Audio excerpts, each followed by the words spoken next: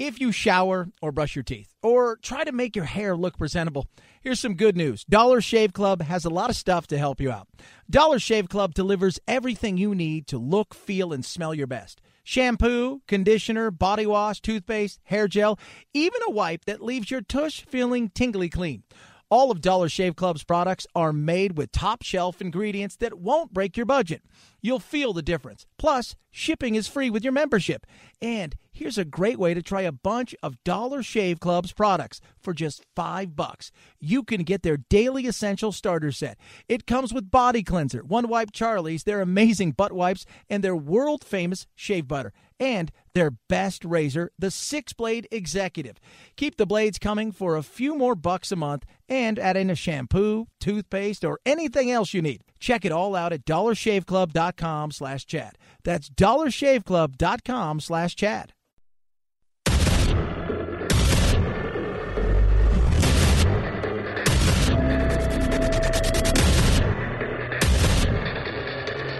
Independent in thoughts and punk rock in life. It's the Chad Benson Show.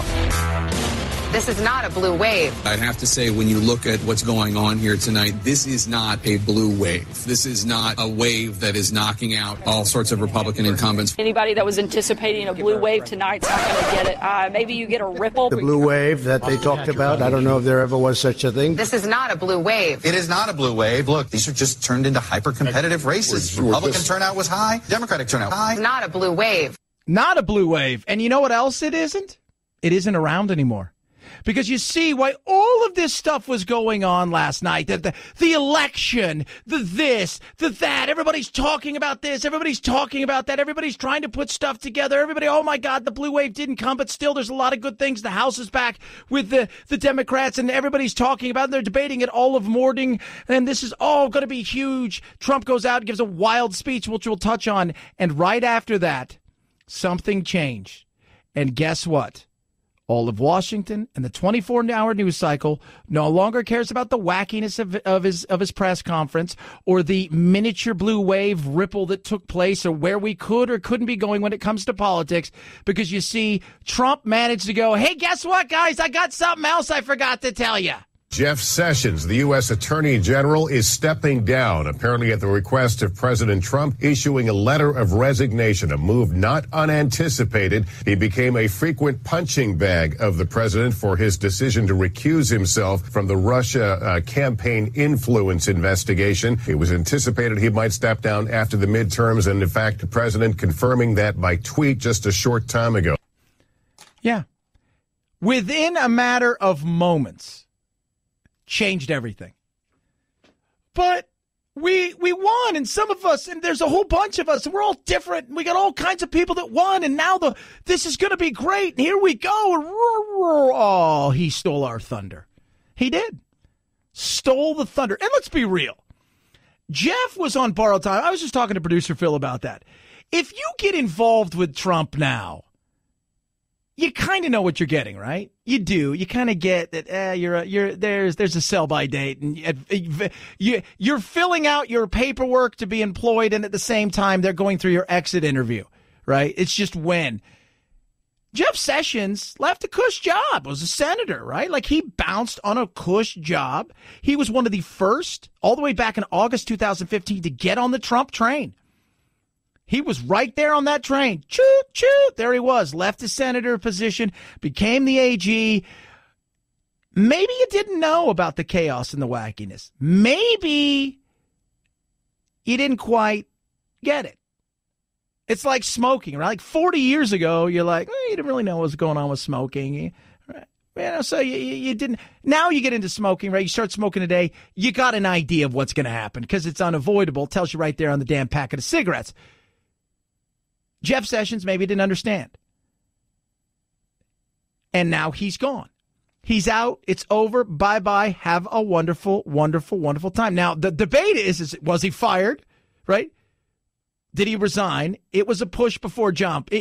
Trump looked at him and says, you can jump or I can push you. Either way, bye-bye. I had a rather extensive conversation with somebody familiar with Sessions' thinking on all of this, who said that throughout the last year and a half, while the president, and many times in very public ways, eviscerated him in that move of recusing himself from the Russia investigation, that the president never once called Sessions to complain about it. And over all of this time, he never asked Sessions to resign. So the request finally came after the midterm elections, and Sessions responded immediately to resign. Yeah, he did. It's over. It's done. Period. Case closed. He's out. And not really unexpected. I thought he would get through the first of the year.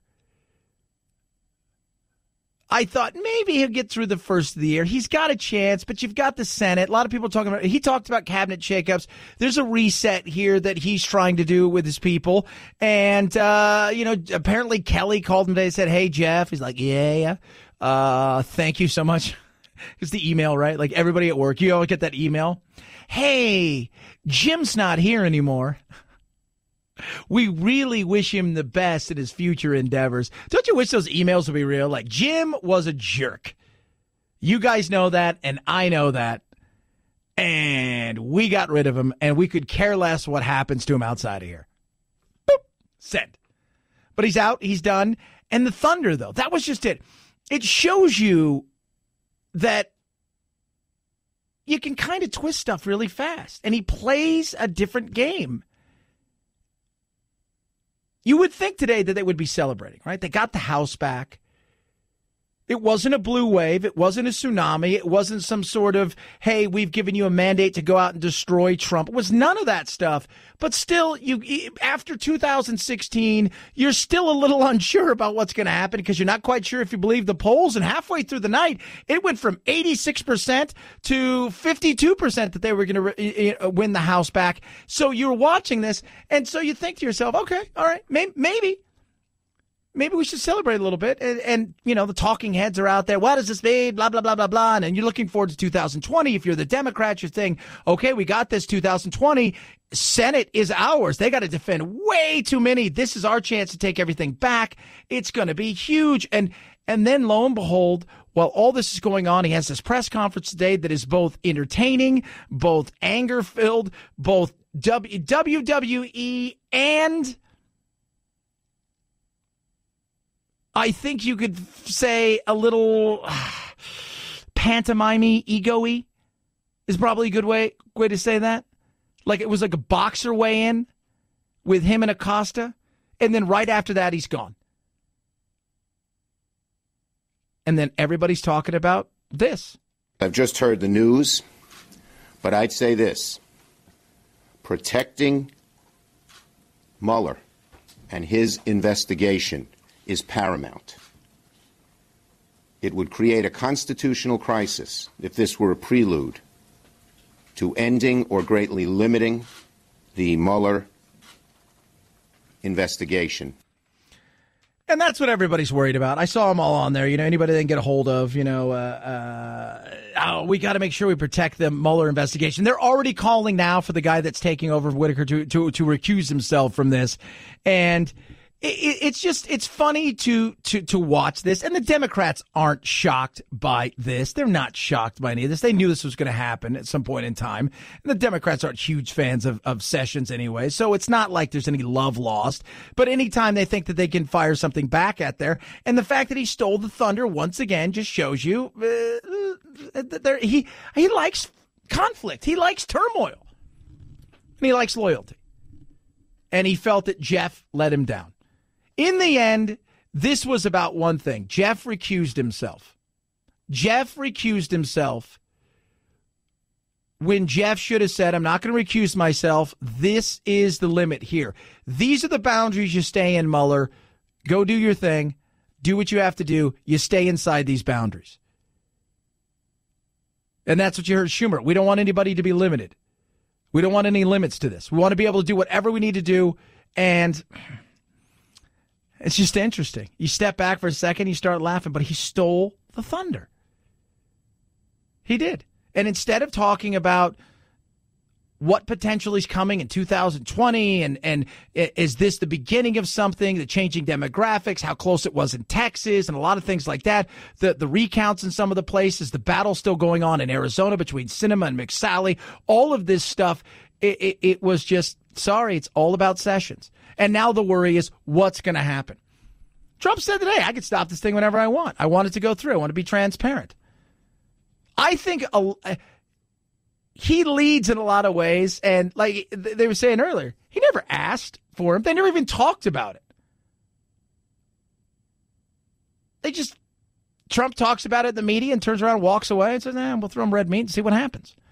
I think, and this is the other thing that I think helped in this decision this fast.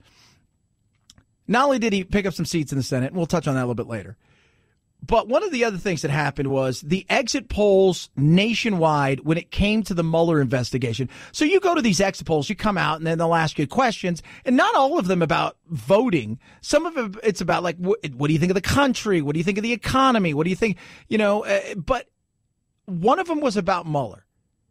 And nationwide, 55% of the people are over it, think it's gone on too long, and they're tired of it. And I think that played also into it. I really, really do. And I think he thought, now's the time as good as any to make this thing go away. Now, will there be some indictments coming down soon? That's going to be interesting to find out. But Trump said today, who did they catch? They caught people I worked with for tax evasion and some of these other things. That's still, if you're honest with yourself, it's still not leading anything to Trump and Russia. So, what do we have? And to all my Democratic friends out there, to all the people out there who can't stand Trump, I understand why. I got no problems with it. There's times I can't stand a lot of that. It drives me crazy. In saying all of that, are you going to be happy if Mueller returns nothing when it comes to Trump and Russia? And to people on the right, if there is something there, are you going to be satisfied saying, well, they did this and this is what we've got here? Are you going to take it or no? Are you going to scream deep state? 323-538-2423 at Chad Benson Show is your Twitter. You can tweet at us. Hope you're doing well. A lot of stuff to get to. Got a poll question. Corey Lewandowski is going to join us at the bottom of the hour to talk about last night. Apparently he was hanging out with the president. Oh, Mr. Braggadocious. Hey, tossing and turning. I did last night. I started yesterday at 7 a.m. as far as on air doing stuff, but I was here about 5. I didn't leave here till 1:30 this morning. So, long day. Stayed at a hotel, didn't bring my MyPillow. I was exhausted, did not sleep at all, but I'm still going. MyPillow's incredible, and tonight, my MyPillow, I cannot wait to get home. I am going to pass out on MyPillow. You're going to love it, love it, love it. You need one. What are you waiting for? An incredible Christmas present, by the way, and I keep saying this. Buy one, get one free is what they're doing for you right now for the Chad Benson Show listeners. Buy one, get free. So that means you can take this offer. You can give somebody a MyPillow for Christmas, all the while rewarding yourself. And isn't that really what it's all about? It's about you. Do it now. 100% machine washable and dryable cotton, 10-year warranty, made in the U.S. of A. 2 MyPillows, price of one, 800-983-4975. MyPillow.com. That's MyPillow.com. When you do that, use the promo code Benson, BENSON, 800-983-4975. MyPillow.com, promo code Benson. It's the Chad Benson Show.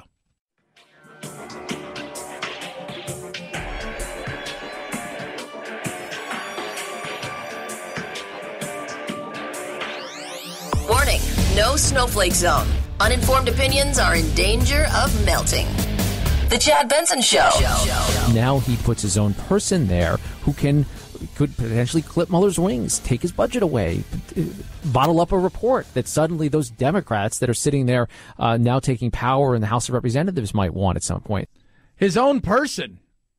And it's funny because I was talking to somebody today and they were like arguing with me about this and how this is a constitutional crisis and blah, blah, blah, blah. And, and I reminded them that Barack Obama and Eric Holder were tight, like wingmen. Am I correct? That's my wingman. So don't you kind of put your own person there? It's not like anybody voted for Sessions to do this. He left his Senate job to take this over. The worry is, will the probe actually be complete the way that everybody on the left thinks it should be? Here's the thing. I don't think, unless it returns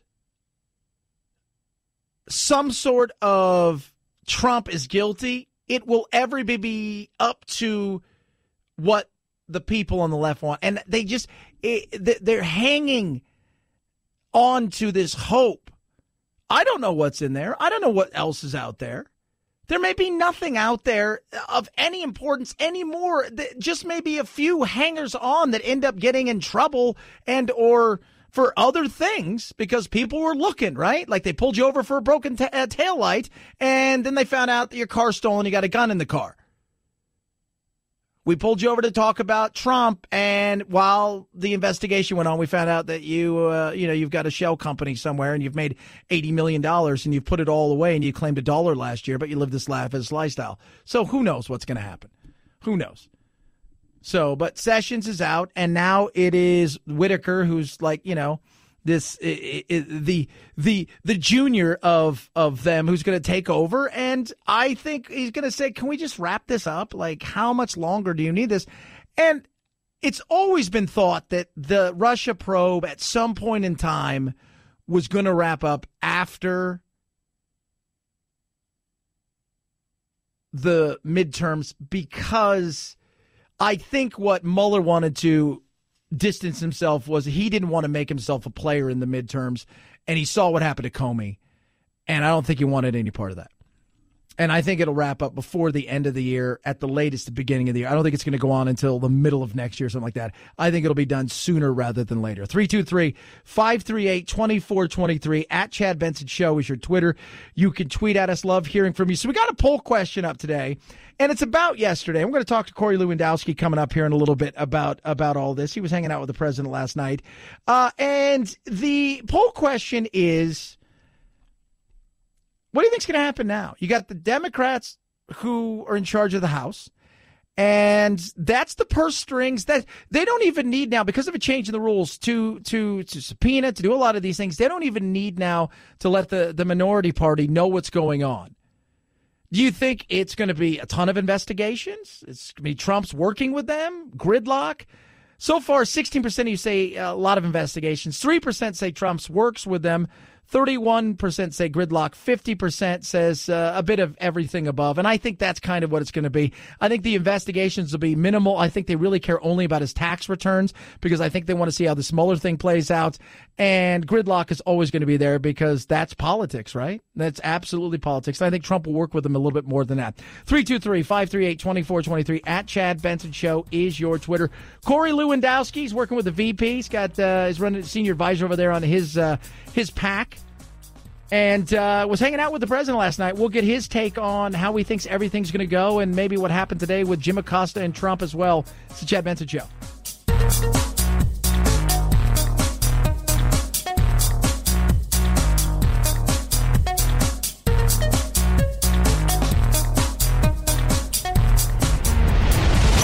The Chad Benson Show.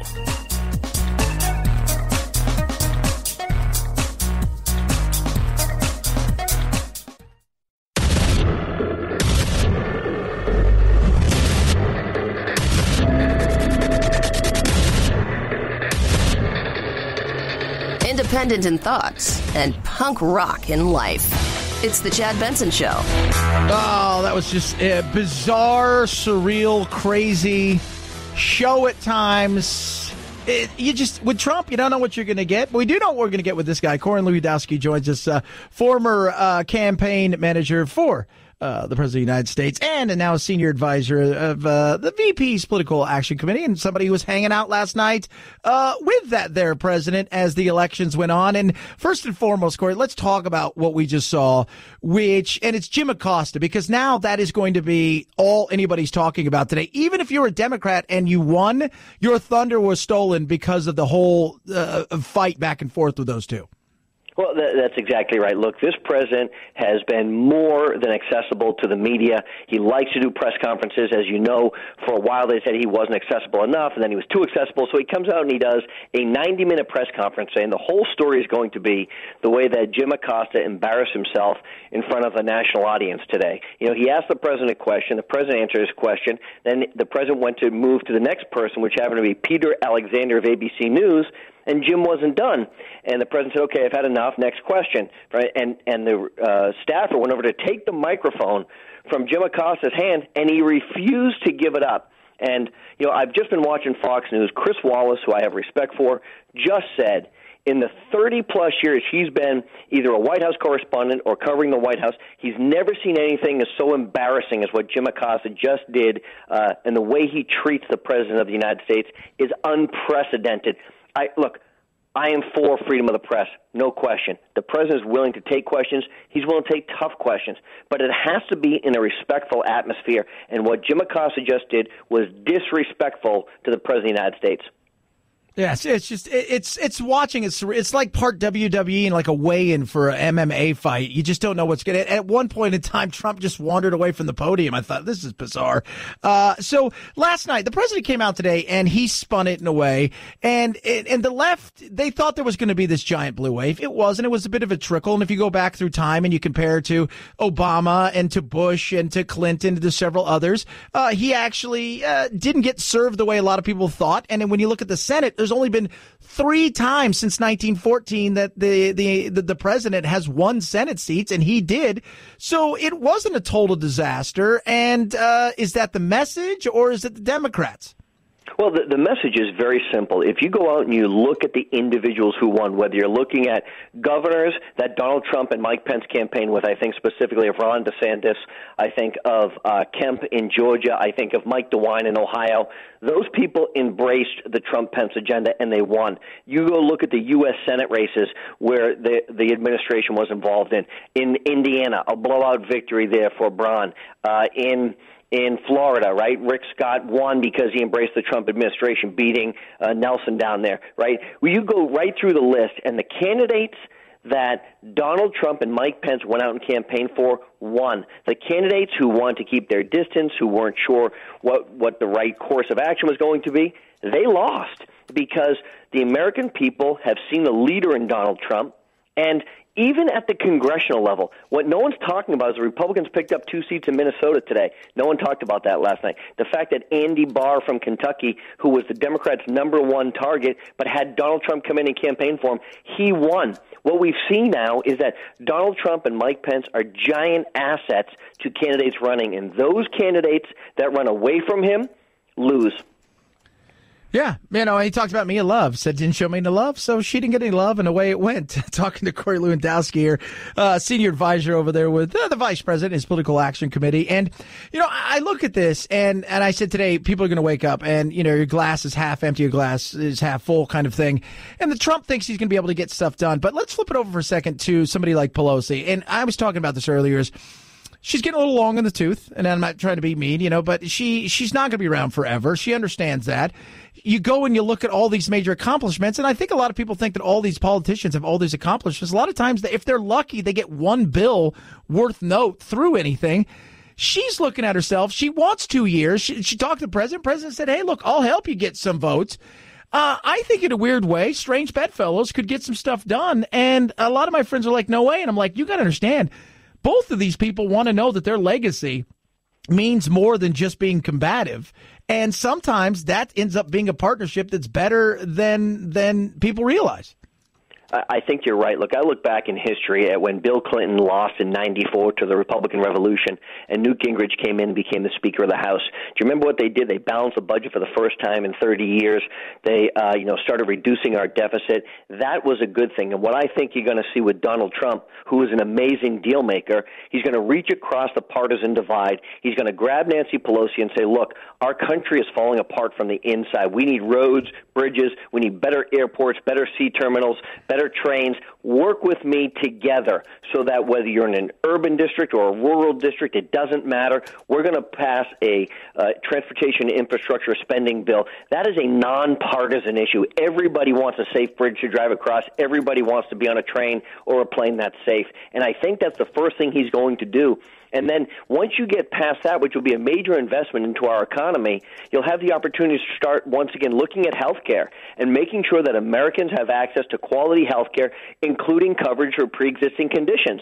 Where we're going to run into a potential problem is that the Democrats don't want to stop illegal immigrants from coming across the border. They don't want to build the wall because this president said, if you give me the money for the wall, I will allow all the people that are here through no fault of their own, commonly referred to as, DACA, and they will have a path to citizenship. And I'll tell you, Republicans are very concerned about that. But the Democrats have played politics with that issue, so I don't see anything happening strongly on immigration through Congress, but I do see transportation infrastructure coming through at the beginning part of 2019, and I see a health care bill which ultimately gets passed by the House and the Senate and signed by the President, which makes sure people have access to quality health care across state lines, buying health care across state lines so you can have the kind of health care you want that will cover pre-existing conditions. I see that happening. Yeah, that would be interesting. I mean, it's so, I always tell everybody, you ever think in life, you go back and you look at all these great duos in life and you think that they always got along and you find out a lot of times they really had nothing in common. They didn't really like each other, but they worked well together. There was a chemistry there. And oddly enough, I think that Trump is that kind of guy that with Nancy Pelosi, I think some things can happen.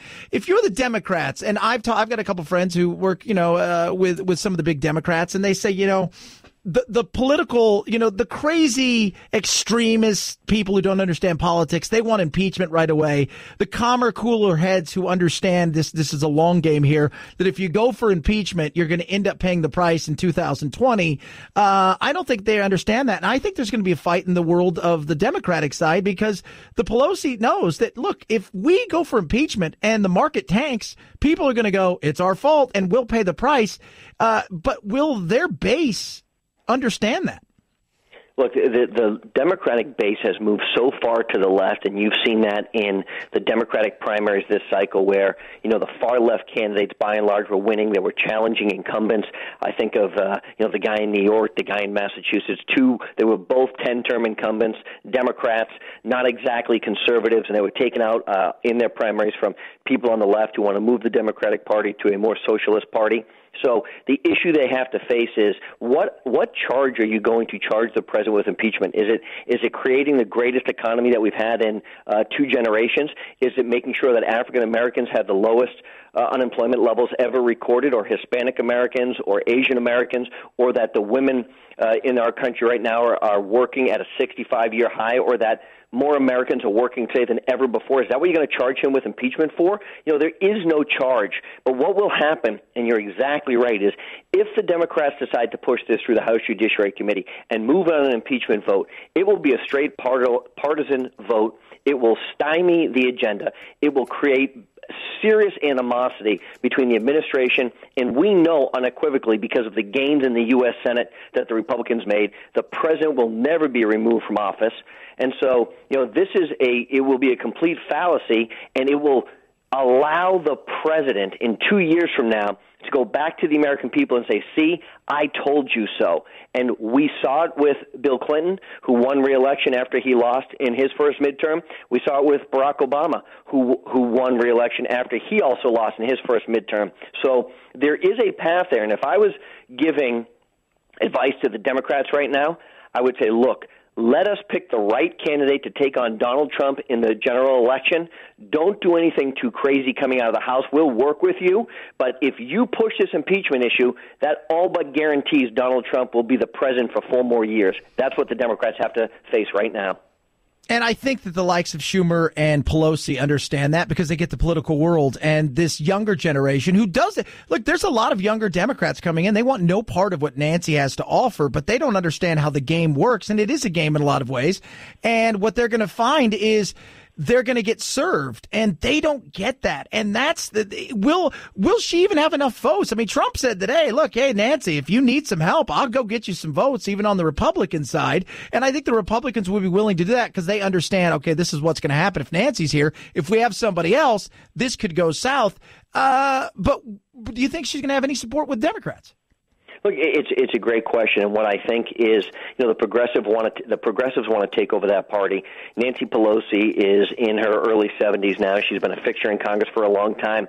But I think back to the days of Ronald Reagan and Tip O'Neill, two people who couldn't be more politically apart on things. They found a way to work together for the good of the American people. And look, I think that's what Donald Trump will do. The question is, will Nancy Pelosi be able to hold her own caucus together? Because until literally, the last 15 minutes where she says she's running for speaker, it was not a foregone conclusion that she wouldn't have a challenge. Does Tim Ryan from Ohio challenge her? Does a member of the Congressional Black Caucus challenge her? Does a progressive who's just coming in challenge someone else in the House leadership? Because Nancy Pelosi and Steny Hoyer, the two of them combined are about 150 years old. And so, it's not exactly the young wing of the Democratic Party, and they haven't exactly had a great run while they've been in the minority. So the real question is, how aggressive will the true progressives coming in be at trying to get a seat at the table and move Nancy Pelosi even further to the left? Poor Steny Hoyer. He's Prince Charles. It's just the Queen's never going to die, and he's never going to have a chance to get that gavel. I just feel bad for the guy. He was standing there last night. I thought, oh my God, he's been around since 1843, waiting for her to go, and she's still here. It's never going to happen. Corey Lewandowski, love having you on, brother. Hope we'll see you here in a couple weeks. Senior V, working with the Vice President, Senior Advisor over there with his Political Action Committee, and as always, an entertaining voice that we had here on the show. Thanks so much for coming on today, brother. Okay, thank you. Talk to you soon. Thanks. Talk to you soon. At Chad Benson Show is your Twitter, ChadBenson. If you're a young person, and by young person, I mean young in the sense that, you're in your 30s, 40s, and you're new to the game, if you will, and you're coming there, or maybe it's your second term, do you try to take her on? Do you think you can do that? And because you want to try to do something, also knowing that even if you start impeachment, you do all of these things, it's going to get ugly, it's going to get nasty, and then the Republicans are going to fire back, and they're going to start investigations, and you're going to throw your party potentially in turmoil, all because you want to please what? Who? Because you're still trying to, redo the 2016 election because you don't like his attitude? You're willing to, it's nuclear war. What it is. It's both sides would blow themselves up, and then who wins what? Nothing. Not the American people, I know that. 323-538-2423 at Chad Benson Show is your Twitter. You can tweet at us. It's the Chad Benson Show.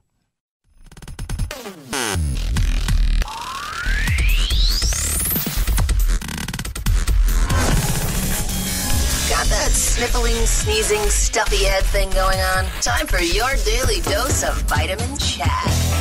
When the Boy Scouts of America announced last year it would rebrand its program to be called Scouts, it was both praised and criticized. Now the decision has turned into a legal battle. The Girl Scouts of the United States of America filed a federal trademark lawsuit Tuesday, saying the Scouts branch will marginalize the female organization and erode its core brand identity. Membership for both scouting organizations has been in decline for the past few years. The Boy Scouts has not yet commented on the lawsuit. So by being inclusive, you're hurting their brand. So by allowing girls to come into Boy Scouts, and last year I took my brother, Bubba, Kenny's his name, we call him Bubba. I took Bubba to Scouts. He loves Scouts. My little brothers love Scouts. Jack loves Scouts. Wishes there was some more modern things, but I've always said this, your Scouts are only as good as your Scout leaders. Because when I was a kid growing up, when my mom was doing it, it was a lot of fun. When my friend's mom, Billy, was doing it, it was awful. And I love Wilma. But one thing I noticed that a lot of the kids that are in Scouts, they have sisters. and their sisters want to participate. And when like my brothers and them go on a camp out, a lot of times there's girls, the little sisters are there, and they want to participate. So I didn't have a problem with that. But suing them, your brand got hurt, and both brands got hurt for a lot of things. We live in a modern time. And how have you adjusted to modern things? I mean, if you go and you look at how many things have changed, from the way that we consume media, to the way that we watch movies, to the way that we listen to music, to the way that we, you name it, to the way that we work. Have you adjusted with that? I don't think they have. And I think they've struggled at times to do that. And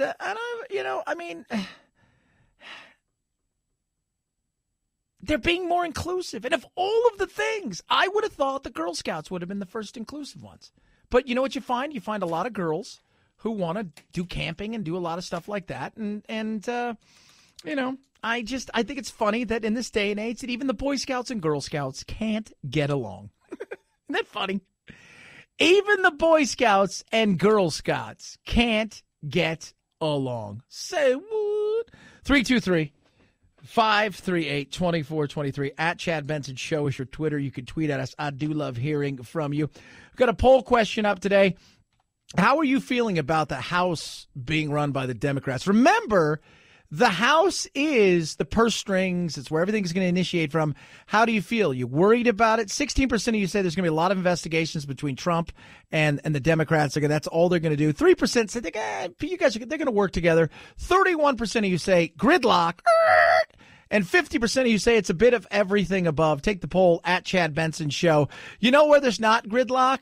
With AMAC. They get things done. Let's say right now with open enrollment going on, how would you like to know in this important time of figuring all of this stuff out that you had a dedicated agent? That's what AMAC will do for you. They've got the senior resource network they're working with, and they're ready to help you. And here's the beauty of working with AMAC. First of all, we saw yesterday with politics how divisive and crazy it is.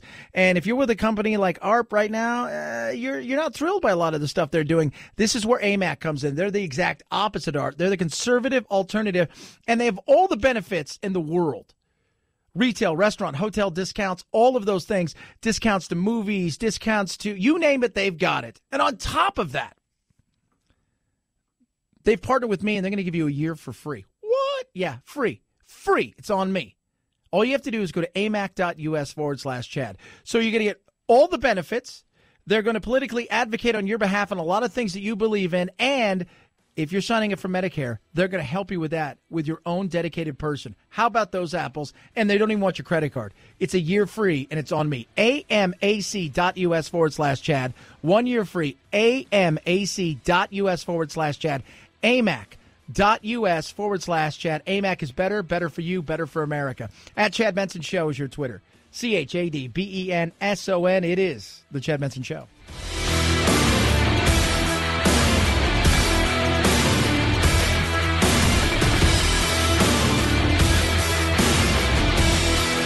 This is the Chad Benson Show.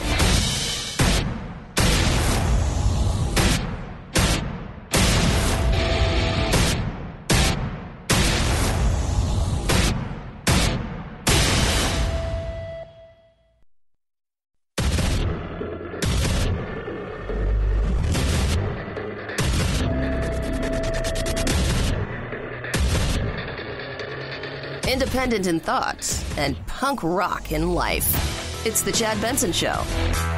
Jeff Sessions, the U.S. Attorney General, is stepping down, apparently at the request of President Trump, issuing a letter of resignation, a move not unanticipated. He became a frequent punching bag of the president for his decision to recuse himself from the Russia campaign influence investigation. It was anticipated he might step down after the midterms, and in fact, the president confirming that by tweet just a short time ago. Yeah, and apparently it was Kelly who called him and said, "You got to get out of here.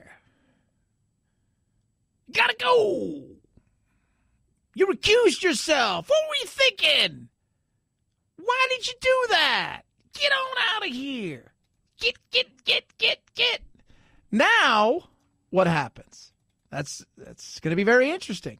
So Sessions is out, and it was very interesting to watch tonight him exit the building. So he gets a call today. I mean, all this stuff happened yesterday, and then, the people still debating, there's the blue wave. No, the Reds held their position, and they're, doing the usual talking head stuff on the news. And while all of that is going on, and by the way, while all that is going on during the day, I just want to let you guys know I was watching The Purge on Hulu, which is a show that I really enjoy. So while all this stuff is going on, he's still in the Department of Justice, he's still in the building, and he leaves. And it was kind of surreal. Nearly 150 Justice employees standing and applauding Attorney General Sessions as he left the department. He shook hands with other top officials, including Deputy Attorney General Rod Rosenstein, who was in charge of the Mueller investigation, and now Acting Attorney General Matt Whitaker, who has publicly criticized that probe. It's unclear what Whitaker will do with the Russian Trump investigation now that he's in charge. So I don't know what's going to happen. I don't. And that's really what, a lot of people take in this, he wanted to get rid of it because now he can go after it, and he's got a guy he's going to put in his place, and they're already calling for him to recuse himself. And look, so much of this is Trump is going to be loud. If we've not learned anything, is that Trump's going to be loud. He's going to be angry. He's going to say some stuff, and some of it's not out of anger. It's about a reactionary thing to see if he can get a reaction out of you more than anything else. But what we do know is that if he really wanted this thing stopped, he could have done it months and months and months and months ago. He even said that today. I think he knows there's nothing there. Now, I could be completely off base. And if I am, I completely apologize. I am a human being. But based on the people I talk to, there isn't really anything there. Doesn't mean that people won't believe, because people on the left are always going to believe that he's done something dirty, and people on the right, or if something was to come out of this, they was always going to believe that this is deep state, and that's what we're going to hear. Now it's one of those things where Trump today decided we're past this. He wants to reset some of his cabinet. Everybody knew this was coming. This is the worst kept secret. Did people think it maybe would have lasted a couple more weeks, potentially months? Potentially, yeah. But what happened today? Well, last night, the House was taken over by the Democrats, right? So there's the Dems. They got the House back. Today, he goes out. He gives bizarre, entertaining, wacky, wild press conference that included almost just a surreal scene with him and Jim Acosta, and we'll touch on that in a little bit. Well, all of that is going on, right? Behind the scenes, while he's even answering some of these questions, he's instructed Kelly, call him and tell him his ass is out. So out he goes. Within 10 minutes of that, and them debating how horrible this thing was with him and Jim Acosta, and once again, Trump's back to doing what he's doing, blah, blah, blah, blah, blah. With all of that happening, what ends up happening? The news cycle changes. We're not talking about the election. We're not talking about some of the states. Some of the Senate seats are still out there. There are still races that are still going on that could potentially impact. Some of those things are happening. The blue wave didn't materialize, but they did get back the House. But all of that is gone, and now what is it? It's Russia, Russia, Russia. It's Mueller, Mueller, Mueller. It's Trump, Trump, Trump. It is not Democrats, Democrats, Democrats, Democrats. Changed. Pivot. Look over here. Look over here. Look over here. Here it is. This is my hand. This is my hand. The other hand. There's the card. Was this your card? Oh, it was? It's the Joker. Oh, geez, Chad. Now he puts his own person there who could potentially clip Mueller's wings, take his budget away, bottle up a report that suddenly those Democrats that are sitting there now taking power in the House of Representatives might want at some point. Yeah. And I think what's going to happen, if anything, is they're going to push people. He also got a situation where he was looking at the news and seeing a lot of exit polls across the country saying that they're over and tired of the Russia thing and the investigation's gone on too long and they're over it. I think Mueller didn't do this sooner, and I think he's going to come out sooner rather than later with his findings because he didn't want to be James Comey. He didn't want to be seen as somebody who potentially influenced an election And now that that's gone, I think things will speed up. And I think over the next coming week, 2-3 months, we'll find some stuff out. And I wouldn't be surprised if before the end of the year or right after the end of the year, this thing is done. This thing is done. But it was well played. For all of the stuff that we talk, all the wackiness and craziness, this is the stuff where when I say at times Trump's playing chess and other people are playing checkers, people are like, Trump's an idiot, he's a moron, and everybody's always got that same kind of thing that they do, and they throw it out there because you don't like him, and he's an idiot, and he can barely read, and they say all these kind of things. And I say, but all day now, the thunder has been taken away by who? By Trump. And doing this. That's it. Period. Case closed. This was coming for a while. A lot of people knew that. And they've got a history. Remember Sessions, August 2015. Not but a few weeks after that fateful escalator trip down and I'm running for president, he's on stage. He's doing everything he can to get this guy elected. He leaves his cush Senate job for this. And from day one, and I don't know if Sessions knew that it was going to be like this. Let's be real. I said it was going to be chaos all along.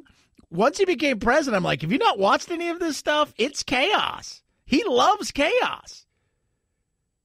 But by then, you're in too deep. Now you go and you get a job with Trump. You kind of know what to expect. You're going to have both your interview and you're filling out your paperwork for HR, and they're having the exit interview at the same time. So you kind of know that this thing isn't going to be long-lived. You're not going, I'm going to buy a house here. No, it's not going to happen that way. So this wasn't a surprise. It was a win, and the win came. But he did take the news cycle and shake it up on a day when a lot of people thought it was going to be about elections, and it was going to be about did the Democrats do enough, and what are they going to do from here, and blah, blah, blah, blah, blah. He took that news cycle away in 2 quick moves. I've just heard the news, but I'd say this. Protecting Mueller and his investigation is paramount. It would create a constitutional crisis if this were a prelude to ending or greatly limiting the Mueller investigation. And limiting is what that was the biggest issue. I think Trump, if Sessions, and I still think he would have found some reason to get rid of him, but I think if Sessions would have put parameters on what Mueller could and couldn't do, the Kavanaugh thing. Remember what Trump came out when he was talking about Kavanaugh, and other people inside of the Republican Party said it's going to be a limited in scope. Even Jeff Flake, who wanted the whole Kavanaugh probe and Christine Blasey Ford and all this stuff, he wanted it limited in scope, which means he didn't want an open end where you can speak to every human being who ever met this guy who has nothing to do with the case in hopes that somehow that you can find something else about them. And I mean, that's the issue that a lot of people on the right have complained about all along, is there was no real kind of, hey, this is the lane right here. You can go all the way over to here and you can go all the way over to here, but that's it. It's about Russia, all of the other stuff. That doesn't matter. This is what it's about. And that was the frustration I think Trump had and a lot of other people had about this. So we'll see. We'll see what happens. But like that, change of the news cycle and the thunder that the Democrats thought maybe they would have, at least through part of the cycle and where everything was going today. And Pelosi's on stage and Schumer's out there doing it. He's just like, I'll take that thunder and that thunder right there. Thank you so much for participating. 323-538-2423 at Chad Benson Show is your Twitter. You can tweet at us. Love hearing from you guys. Got a poll question up. We'll touch on that. But first, kids, Butcher Box. Now you're asking yourself, Chad, you speak of this Butcher Box so highly. What exactly is it? It's meat delivered straight to your door that is unlike anything you've ever had. It's incredible. It really, it's just amazing. It is premium cuts, high quality meat. You're not going to find it anywhere else. Like, you're not going to find this in a store. No. Sam the Butcher from the Brady Bunch, We'd be like, I can't do that. I can't. I can't do that, Alice. I'm sorry. You're going to have to get your meat elsewhere. And she'd be like, the Butcher Box? And you're like, Ann B. Davis, you get it. So what is Butcher Box? Beef, grass-fed, grass-finished, chicken, organic, free-range, heritage pork. And what they do with the pork that is so incredible is to keep all their fat and flavor, it's the way they source it. So it's not that they're like, no, it's amazing. It is. Now, Phil, you had, I had the pork chops, told you about. You had the pork chops, was it last night? Yeah, I made them in my Instant Pot, man. They were fantastic. And you don't have to, put applesauce and a bunch of other stuff to try to get it down. It's just this is butter. Yeah, no kidding. It's wonderful. There you go. Now, how do they do this, you say? Well, first of all, it's theirs. That's how they do it. And they do it, and they treat the animals humanely, and they want them to have a great experience for the limited amount of time they're on Earth until we consume them. Less than $6 a meal. And here's what they're doing for you right now. Right? Again, it's free shipping. It's coming right to you. When you join today and use my code, you're going to get $20 off, and it's really cheap, and free bacon for the life of your subscription. What? Butcherbox.com/Chad. Butcherbox.com/Chad. Butcherbox.com/Chad. And when you order this and you bite into that bacon, please think of me. Butcherbox.com/Chad. It's the Chad Benson Show.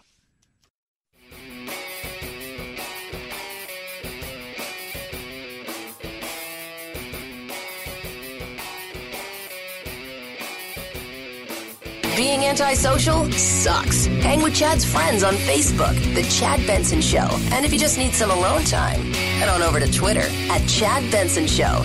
Either way, we can't wait to meet the real you.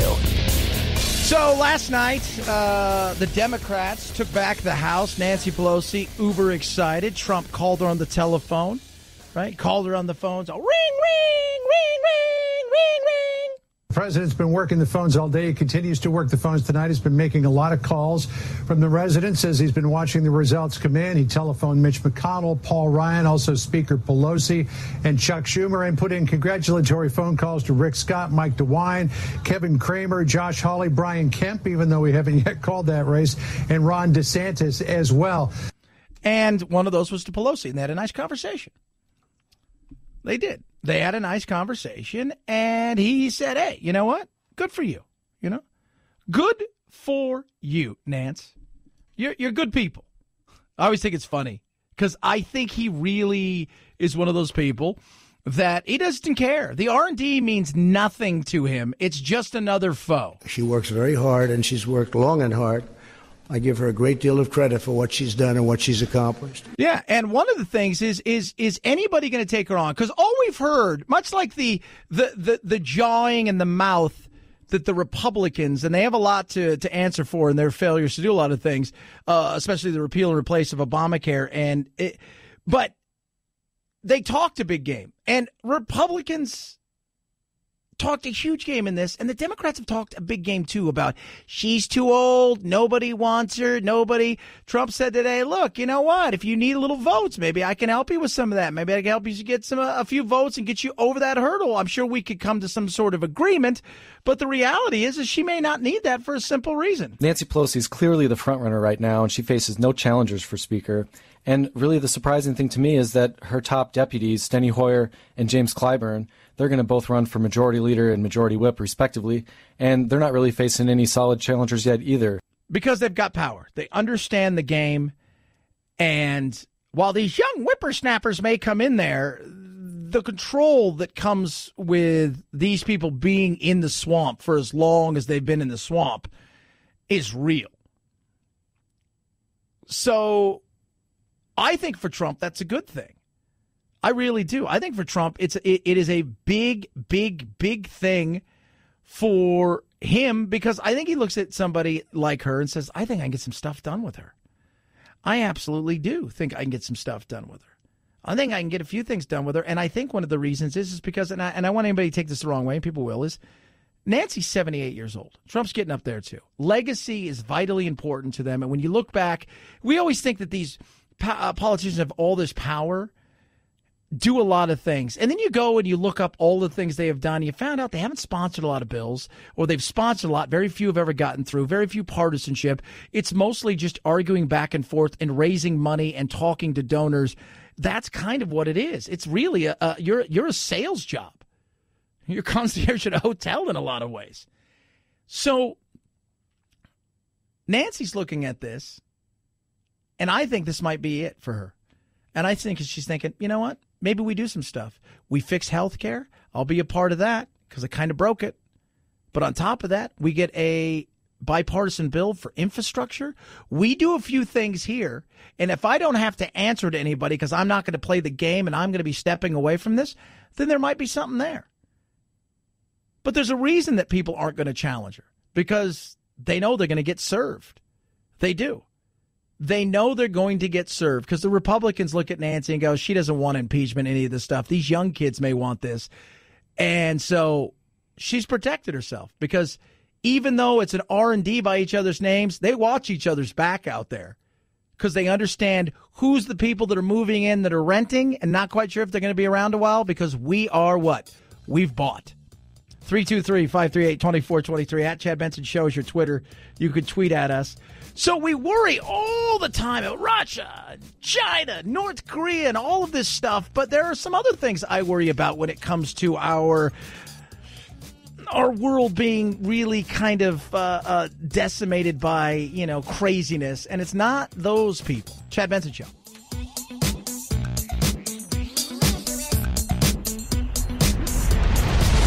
The Chad Benson Show.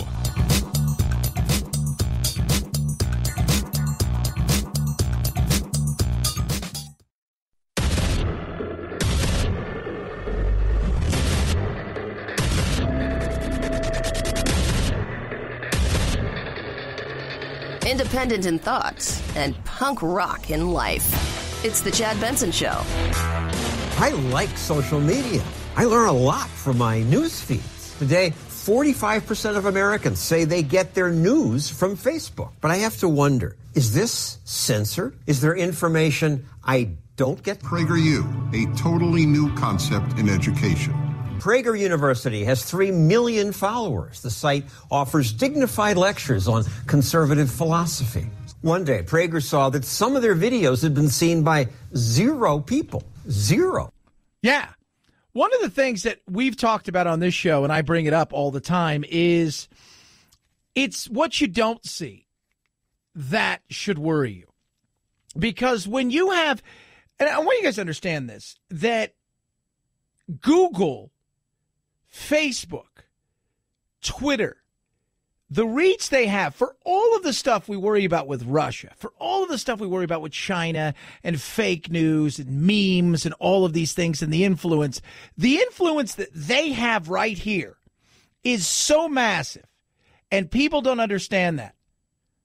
The Chinese are making sure that they fix the search engines and all of these things to fit their censorship. So think about that for a second. You have an all-powerful, almighty group that is just cuddled up with the Democrats. They're completely left-leaning. They know they're biased. And you have some arbitrary people deciding what is or isn't something that people should or shouldn't be seeing, and then they're banning them, all the while saying, well, the Russians are influencing. I find this to be influencing. It's scary when you think about it.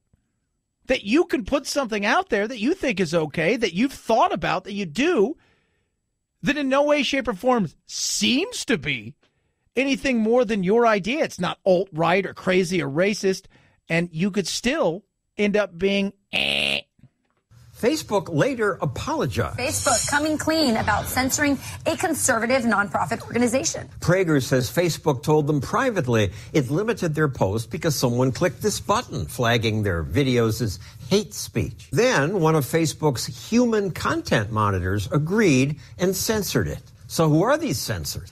Well, the social media companies say, we try to be politically balanced when we pick them. It's arbitrary. That's the thing that you should worry about. Because you have people that are arbitrarily deciding who is or isn't bad based on political. They're human beings. that have a bias that leans left, and they know that. So they're going to decide. But censorship does seem to happen more often to people on the right. And that's not surprising because the people who work for social media companies tend to lean left. Twitter's CEO admits that. We need to constantly show that we are not adding our own bias, which I fully admit is more left-leaning. We are the InfoWar. People on the far right have been totally banned. Child molesting, communist-loving, God-hating New World Order. Alex Jones was banned by every major social network. He'll never be banned here, guys, and I'll tell you why. Alex Jones is here live in studio. Communist everywhere. You know who you are. You're red and you're dead to me. Communist. Lizard people. I'm hearing from more and more of my friends who are pretty liberal, and some of them work in Hollywood and things like that, and they have big podcasts and stuff, and they said, we probably should have fought harder for Alex. And I think part of that was, and Alex wasn't liked by people. And that was part of the attitude. Remember, being liked goes a long way. But it's their company. They can kind of do whatever the hell they want with it. I understand that. But arbitrarily, like I've been censored for stupid things. You're just like, really? Something I did a few weeks ago, I did a video, and they took it down and they said, we find this to be hate speech. And I'm like, are you kidding me? How is this hate speech? And they don't get back to you. And that's the scary thing. It's just kind of like, well, we just decided. The 22-year-old that's here decided that this is hate speech. Of course, Facebook, Twitter, and the others can legally censor whomever they want. They're private companies. Jones and Yiannopoulos say hateful things. But should they be censored? Open debate keeps societies healthy. I'll defend your right to say ugly things, even if I hate what you say. Yeah. I've always said hate speech isn't about the speech that you like. It's about the speech you don't. And that's why we have to protect that free speech. Because nowadays everybody's going to find hate speech in anything they want because they're always looking to be microaggressed. They wake up angry and scared and the whole 9 yards. So everything's hate speech, right? I read an article yesterday that, what was it? Long time no see is now considered on Colorado, I think it was Colorado State or Colorado University, is considered to be racist. They're not quite sure where it came from. Maybe Native American, maybe Asian. They're not quite sure where, but they consider that to be racist. So everybody can find hate somewhere. So that's why you got to protect all speech. You do. And there's a lot of stuff out there I can't stand.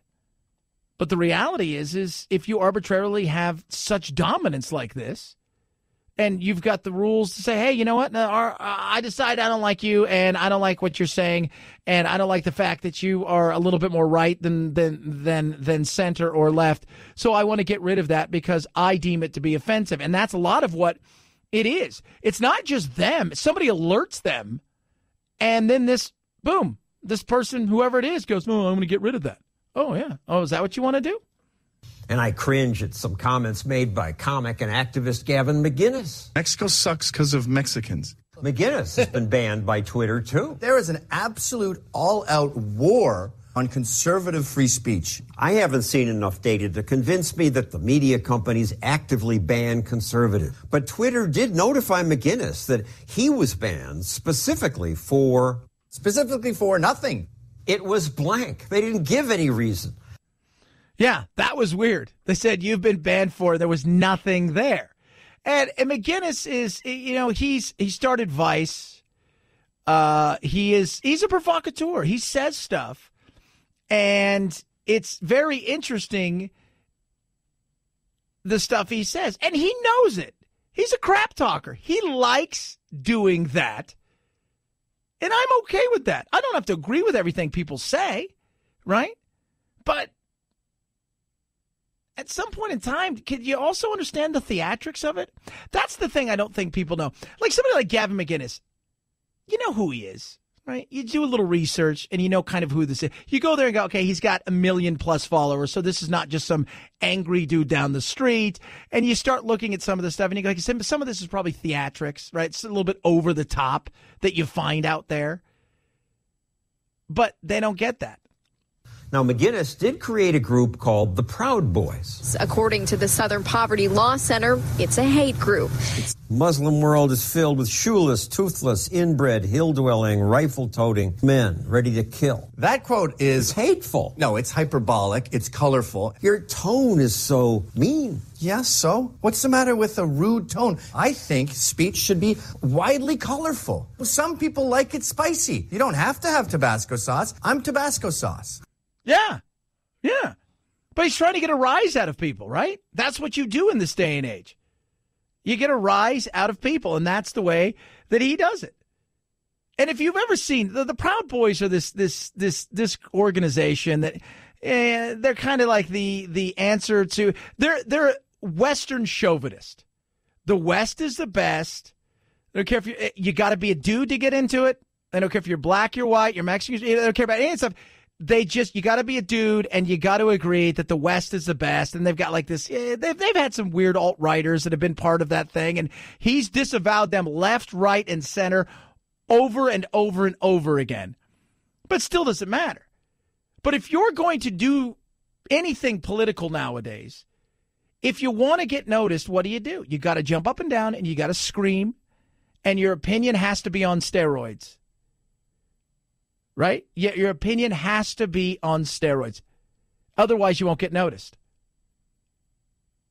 But when you look at all of these organizations in Silicon Valley and the amount of power they have and the control that they have, and you think to yourself, you're worried about China, you're worried about Russia, you're worried about North Korea and the influence that they potentially have, when in truth, you can shut down one side altogether. McGinnis, we just don't want him on our platform because he's not bringing us together. He's pushing us apart. That's a valid point. So we don't want to carry you. Why didn't they say that then? That's a reason. But that means that your social media platform promotes a homogeneity of ideas where everyone is gray and thinks the same. What kind of a media platform is that? That's Stalinism. That's communism. It's un-American. I don't like some things McGinnis says, but he does make me think. I'm more upset that some people in Silicon Valley in secret determine which ideas are allowed on my social media feed. And that is far scarier. If you can shut one side out altogether slowly but surely and not have them get their ideas out there, and many of them are just very beige, not really offensive ideas, but you find them offensive because you don't believe in that politics and you don't like the things they're saying, and you're indoctrinated in an echo chamber, and you're able to slowly but surely stop that. That's not good either.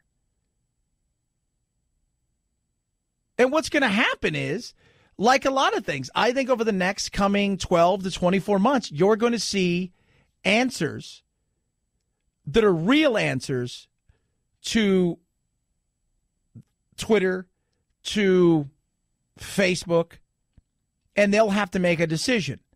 Do we pull it back a little bit and not let our left-leaning bias show so much? Or do we say, fine, let the competition begin? Because I do know this. There are 3 or 4 billionaires, Peter Thiel, from Silicon Valley, PayPal, who are kind of over it as well and are saying to themselves, well, let's see what we can do. And a lot of times that's what happened. Rather than break them up, out of this will sprout something else, and that may hurt their bottom line far more than saying, we're going to have to break you guys up. 323-538-2423 at Chad Benson Show's your Twitter. You can tweet at us. Love hearing from you. All right, I'm not going to lie. I worked all day yesterday. By all day, I was up about 4:45, started getting ready, started doing some work. They had my drive in, got in here right around 6:30-ish, started work, hit the airwaves on several stations, doing interviews, doing all kinds of things. Then I did my shows. Then yesterday I did probably about 9 hours straight of talk radio with pretty much just me and a guest here or there, covering everything.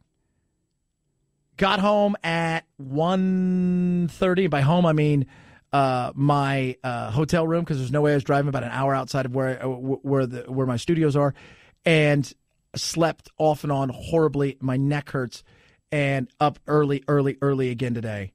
I can't wait to get home to my pillow. My pillow. I want to sleep on my pillow. I can't wait. It really is.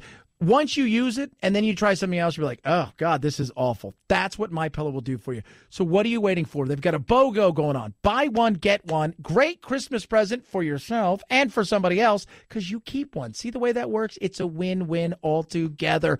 100% machine washable and dryable cotton made in the USA, backed by a 10-year warranty. BOGO. Buy one, get one free. That's 2 My Pillows for the price of one. 800-983-4975. 800-983-4975 or go to mypillow.com, mypillow.com. When you do, use promo code Benson. A better night's rest, check. World's most comfortable pillow, check. Buy one, check. Get one free, check. Mypillow.com, promo code Benson. It's the Chad Benson Show.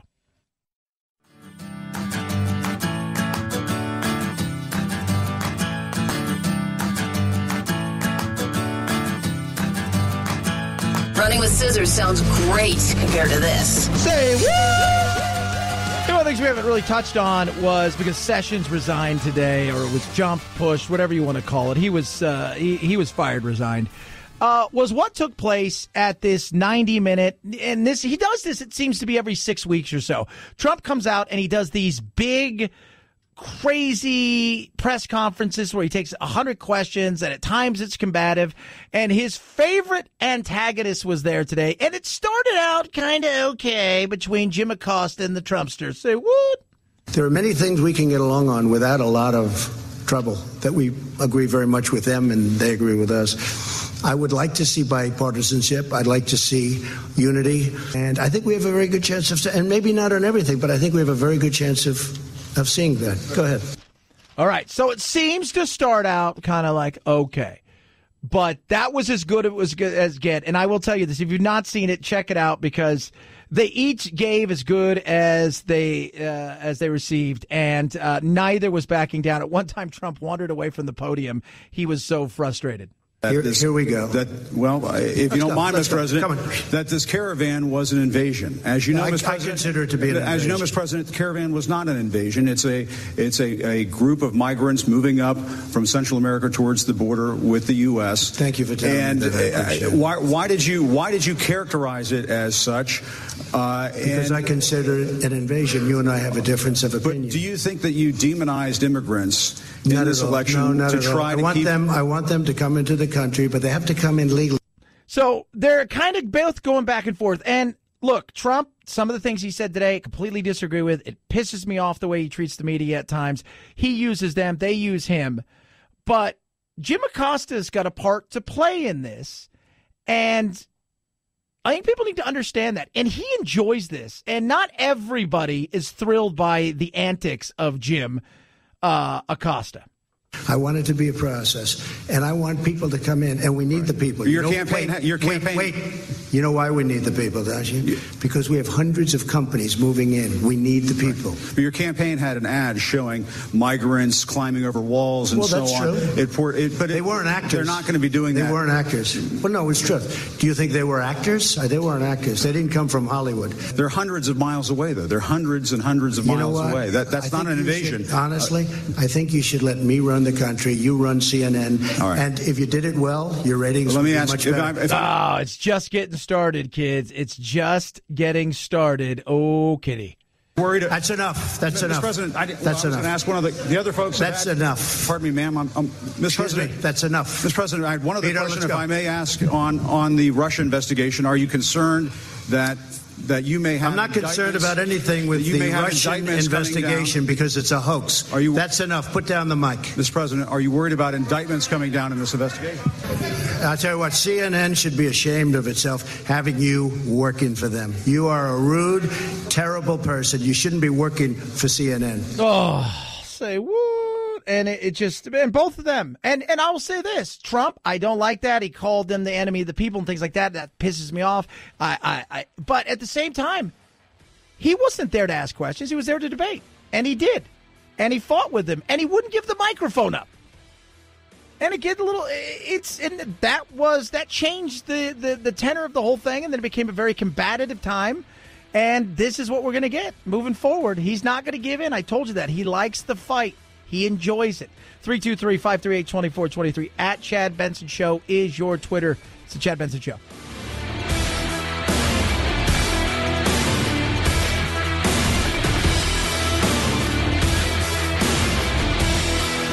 This is the Chad Benson Show.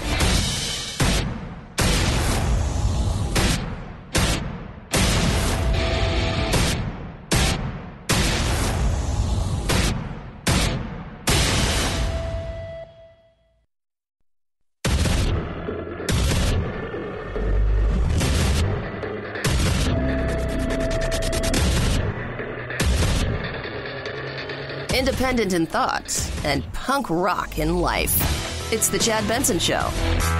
This is not a blue wave. I have to say, when you look at what's going on here tonight, this is not a blue wave. This is not a wave that is knocking out all sorts of Republican incumbents. Anybody that was anticipating a blue wave tonight's not going to get it. Maybe you get a ripple. This is not a blue wave. It is not a blue wave. Look, these are just turned into hyper-competitive races. Republican turnout was high. Democratic turnout high. It's not a blue wave. Not a blue wave. It wasn't. It wasn't a blue wave. There were some surprises. There were some things that we thought were going to go a certain way, and they did. And there's still some things out there that are going to probably be, over the next few days decided, and some maybe even litigated, because that's the world that we live in. But it wasn't a blue wave. In the end, it was not a blue wave. What it was kind of what happens when a president has the power that he has. And you kind of get served. But depending on who you are, if you're the Democrats, you can go, okay, look, we saw this coming. This is good. Well, glass is half full. We know the Senate in 2020, too many for them to defend. We've got a great opportunity here. This is going to be great. Our time is coming. But I heard a lot of them that were extremely negative. And they were if you're the president, you're looking to go in the Senate in 2020, it's probably going to be theirs. But instead, it was like, hey, you know what? Let's just slow down. This is a victory. It's a victory across the board. Very interesting the way that people are going to look at this. I wasn't surprised. Most of the people that I'm talking to weren't surprised. And this is the thing. It's the going forward that everybody wants to know, right? Because the Senate, they picked up seats since 1914. There's only been 3 presidents that have picked up seats. He picked up seats yesterday. He only lost anywhere between 27, 28 to 32. Well, again, that's still going to take a couple days, but he didn't lose what Bush lost. He didn't lose what Obama or Clinton lost. So you can take away a bit of a victory there. And then the question becomes, what's next? Well, first of all, Pelosi is one of those people that we're going to sit around and talk about because she really wants that gavel. Like, she really wants that gavel. Trump called her last night. She works very hard, and she's worked long and hard. I give her a great deal of credit for what she's done and what she's accomplished. Yeah. Trump worked the phones last night. Trump is the greatest deal maker. He talks about it all the time. I'm a great deal maker. I'm a great deal maker. I'm a great deal maker. I'm a great deal maker. Watch me make deals. I wrote a book about it. It's called Deal Making Stuff, Whatnot. Here, it's called the Bible. Check it out. So I think stuff may get done. And I know a lot of people out there is like, oh, it's investigation after investigation. Trump's come out and said, you guys want to investigate us, we'll investigate you. We'll turn this thing into a nightmare. It'll go back and forth. Nothing will get done. And who's going to take the blame for that? And if you want to play the impeachment game, right? If you want to play the impeachment game, it's going to look ugly. Because, A, it's not going to happen because the Senate is run by the Republicans. And what will happen if you really want to kill your 2020 is do something that people, the average person, thinks look absolutely ridiculous. And what ends up happening then is they're going to hold you responsible for things that go south. Oh, yeah, I never thought about that. I think Trump, because remember, we're not dealing with the average politician. We're not dealing with somebody who's blinded by ideology. It's the exact opposite. This guy's got no allegiance. I mean, he says he's a Republican, but does anybody really buy he's uber conservative? No. No. In fact, I will argue at times I think he's probably the most libertarian president we've ever had. But the R is where he got it done. So now what? I think he can work. I think he absolutely can work with them. Plus, you got Nancy Pelosi, and this is something that's very, very interesting. You've got a woman who has been around for a long time, who has done a few things, but we often think that they have all this power, and then you go find out that a lot of times they didn't get a lot of bills passed, and some of them were very, very small, and they had their names attached to things, and all too often it's the big bills that failed that people remember. Nancy's going to look around and say, I want this for a couple years. That's what she said to the president last night, apparently, that she just wants 2 more years. I think it's 2 more years. And if you're looking at that kind of situation where you know this is your last hurrah, so you know in the end that your allegiance is trying to get some stuff done because these people care about legacy. They do. They care about the legacy. They care about those things. They want their names attached to certain things. They want to be remembered somewhat fondly, not just by one side, but maybe by a bunch, and say, hey, look, we did this. And we were able to do it together. I think it can be done. Now, will it be done is a different story because Nancy's not a shoo-in. Nancy is not a shoo-in at all. But in saying that, what if Trump goes to her and he's already said, if I got to make some phone calls, get some Republicans on your side, I will. And part of that is strategery because Trump knows Nancy's not going to try to impeach. Not why she has the gavel, because she understands that is going to cost them tremendously. Other people may not understand that. Other people feel like, this is why we were sent here, was to take this guy out. But the reality is she gets that. She's not thinking micro, she's thinking macro. And she's thinking about her legacy. She is. She's already played the blocking game once with impeachment. So I think they could get something done. And think about this. What if they get a massive bipartisan bill for infrastructure and then they take on healthcare, healthcare, healthcare in every household in America is an important issue. What if they do? What if they do? Because healthcare is huge. And it's not healthcare as in the care between my doctor and I or access. For some people, it is access. It's the cost. It's the ridiculousness of it.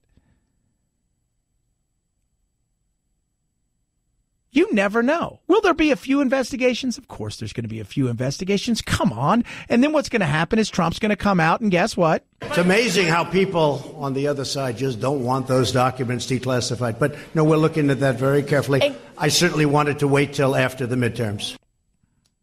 So you're going to declassify some of these documents over here. We want the people to see that you guys maybe don't want to see. You're going to investigate me. Essentially, what we're going to do is we're going to have a standoff and we're going to play nuclear war, and nobody wins that game. Nobody does. I think going forward, the opportunity here is real. And I know that sounds weird. But I really do, because I think Trump doesn't care about making certain Republicans happy. He said, and, look, if we have it by 1, 2, 3 votes in the House, it only takes a few people who want certain things or who want a grandstand that's going to tip this thing over. So maybe if we got some Democrats and we get a lot of Democrats involved and we get a few Republicans involved and we can get it down to the Senate and do the same thing, maybe we get some stuff done. Maybe he's right. Or maybe it's wrong. But now, will Nancy be there? I think she will. I think the power she's got, and I don't know who's going to challenge her. I know there's a younger generation of upstart progressives that want to come in, and they're a bunch of old people. Nancy's 78, and I think Steny Hoyer's, near the same age, maybe a little bit older. And we don't want these people, we're going to challenge these people. I don't think that's going to happen because, first of all, you understand that the Schumers and the Pelosi's of the world, They've bought in D.C. They're not renters, right? And if you want to be on any of these big committees, if you want to be a part of anything, then you're going to play somewhat of the game. And then when we're out of here, you guys can do what you want at that point in time. But if you're going to try to push back the power that we have, you guys are going to be in the, you're going to be in the utility closet looking for your stapler. So we'll see what happens. But it's going to be very, very interesting to see how this thing plays it out. And Trump has talked about working with the Democrats. If he's a deal maker, I want to see him make deals. Economic growth, infrastructure, trade, lowering the cost of prescription drugs. These are some of the things that the Democrats do want to work on. And I really believe we'll be able to do that. I think we're going to have a lot of reason to do it. Yeah. And the big issue is always this, is that nagging extreme side who gets on social media, who bitches, who whines, who moans, who always threatens after threatens and does the same thing they do to CEOs and companies they're starting to do now to politicians. And that's why I look at Nancy and I don't think Nancy wants any more than what she got last night. I think this may be it for her. I think she's thinking if I have 2 years of successful Speaker of the House, that will really determine what happens. If you see her really working with the president and trying to get some stuff done and vice versa, I think she may be ready to kick rocks and say, I've had enough of this. Because when you know that you're not coming back, it's a lot easier to do some stuff. So we'll see. Again, it wasn't a blue wave. It kind of went the way everybody thought, which was probably the biggest surprise of all, is the way that everybody thought it was going to go. It actually went, which surprised a lot of people. Because based on 2016, everybody is thinking, was that just a hiccup? Was that some sort of anomaly? Or is this a regular thing where we're not going to be able to take stock in stuff? Probably a little bit of both, but it went the way it went last night. So moving forward, the possibility's there, but the reality is until it starts to happen, till they get in there, we're not going to really understand the way it's going to go. And keep this in mind, Republicans, she's third in line for presidency. What? 323-538-2423 at Chad Benson Show is your Twitter. You can tweet at us. Love hearing from you. Security breaches. They're ugly. Trust me, I've been hacked. It drives me crazy. It's nuts. You want to purchase something online, boom, next thing you know, somebody can grab your email, get your private information, next thing you know, boom, gone. So how do you protect yourself? Well, you can get this thing or you can get that thing. What about scanning this, that, and the other? Stop with that stuff. It's old, just doesn't work. VPN, virtual private network. ExpressVPN is amazing. Easy to use apps, runs seamlessly in the background of your computer, your phone, your tablet. It's so simple. One click, away you go.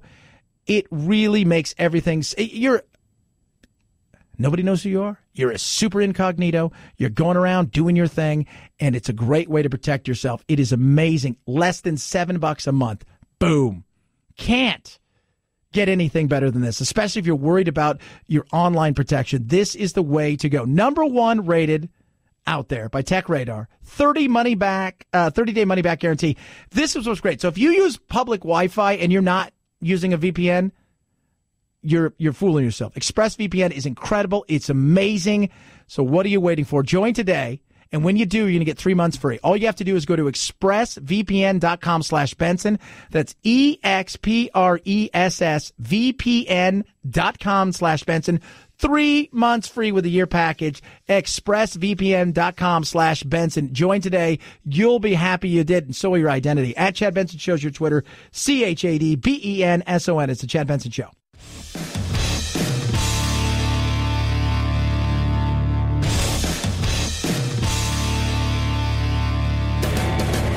Experiencing separation anxiety? That's dumb. Check out Chad 24/7 at his website, ChadBensonShow.com, and on iTunes, free. The Chad Benson Show. Never feel lonely again. My heart has been restored. It is the end of one-party rule in the United States, thank God, and the beginning of a new Democratic Party. Younger, browner, cooler, more women, more veterans can win in Michigan, can win in Pennsylvania, can win in Ohio. We have the first Muslim women, first Native American women, of the first black woman from Massachusetts, first Latina from Texas. It may not be a blue wave. It's a rainbow wave. It's something happening out there, and I'm happy about it. Ah, good. Never once did they talk about it. It's so funny as I'm watching all of these things last night, the excitement over all of this stuff that's going on. Never once did I hear, are any of them any good? Did they have any competence whatsoever? But there's a Native American lesbian. Well, should we give her 2 seats? Maybe 3? She's not gender fluid? I don't care. People say, oh, Chad, you just don't want diversity. First of all, diversity, schmidiversity, right? Unity is what makes us strong, not diversity. Right? Like that's just, it doesn't. A lot of us having all kinds of crazy differences makes us somehow stronger? No. What I care about in any of these things is competency. I don't care if you're a Democrat. I don't care if you're black, white, gay, straight, purple, green, orange. You're a Muslim. You're an atheist. Are you competent to do the job? Right? You don't get extra points for well, you don't understand something. She is a Native American, African American, Muslim American, lesbian, transgender. But she doesn't understand any of the things that are going on here. Oh, wait, what? Yeah. No, I just want to know, are you capable of doing the job? That's it. Period. Outside of that, I don't know. But that's the only way they talked about these people. And if I'm somebody who's one of these people that won, while they highlight all of these things that you are, what they're not talking about is why you won. What was your message? What have you done in the past? That may be buried at the bottom of a few of these op-eds and these little articles, but they're highlighting all of these, these specific identity, politic, keyword, dog whistle kind of things, which would frustrate me. If I'm one of these women or men who won, it would absolutely frustrate me that that's going on. But it's not done there. So we went from CNN. Let's jump over to MSNBC. And I've just learned Dave Wasserman, who's our expert on the House, says over 100 women have been elected to the House. For the first time ever? Yeah.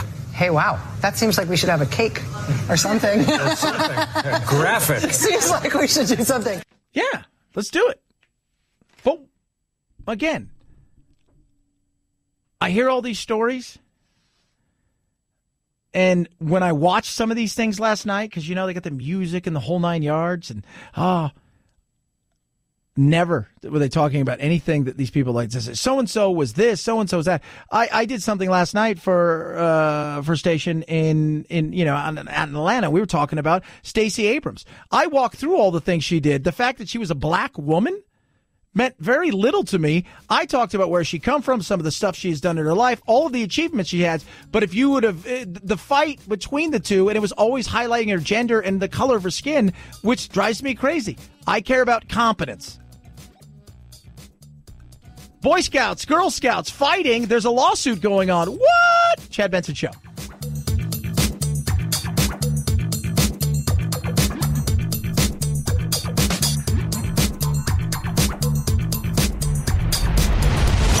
The Chad Benson Show.